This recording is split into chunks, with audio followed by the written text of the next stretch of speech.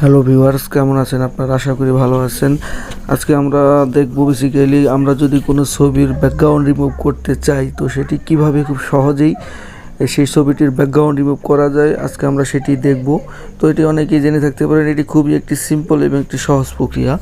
তো কোনো ছবির ব্যাকগ্রাউন্ড রিমুভ করতে হলে প্রথমে আমাদের যেতে হবে গুগলে এরকম অনেক ওয়েবসাইট আছে, যেই ওয়েবসাইটগুলোতে বেসিক্যালি এই ব্যাকগ্রাউন্ড ছবিগুলো আপলোড করে ব্যাকগ্রাউন্ড রিমুভ করা যায়। তো এরকমই একটা ওয়েবসাইট হচ্ছে রিমুভ বিজি নামক যে একটা ওয়েবসাইট আছে, সেটি লিখে সার্চ দিলেই রিমুভ ইমেজ ব্যাকগ্রাউন্ড নামক যেই প্রথম যেই একবারে লিঙ্কটি আছে সেই লিঙ্কটিতে আমরা প্রেস করব।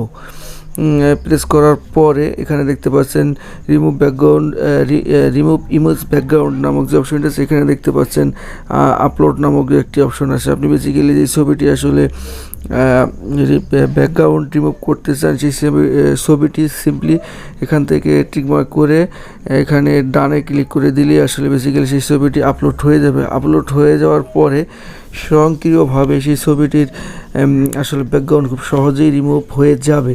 রিমুভ হয়ে যাওয়ার পরে সিম্পলি এখানে দেখতে পাচ্ছেন যে ডাউনলোড যে অপশনটি আছে সেই অপশনটি আসলে প্রেস করে সেই ছবিটি ডাউনলোড করে আপনারা খুব সহজেই নিতে পারেন। তো এভাবেই আপনারা যদি আপনাদের কোনো প্রয়োজনীয় ছবিতে পিছনের অপ্রয়োজনীয় যে ব্যাকগ্রাউন্ডটি আছে সেটি যদি রিমুভ করতে চান, সেটি এই প্রক্রিয়ার মাধ্যমে খুব 1 মিনিটের ভিতরে খুব সহজে আপনি এটি রিমুভ করে নিতে পারেন। তো এটি খুবই একটি সহজ প্রক্রিয়া, অনেকে জেনে থাকতে পারেন, তারপরও আসলে যারা জানেন না তাদের জন্য আসলে এই টিউটোরিয়ালটি করা। তো আশা করি টিউটোরিয়ালটি থেকে আপনারা শিখতে পেরেছেন কিভাবে ব্যাকগ্রাউন্ড রিমুভ করতে হয়।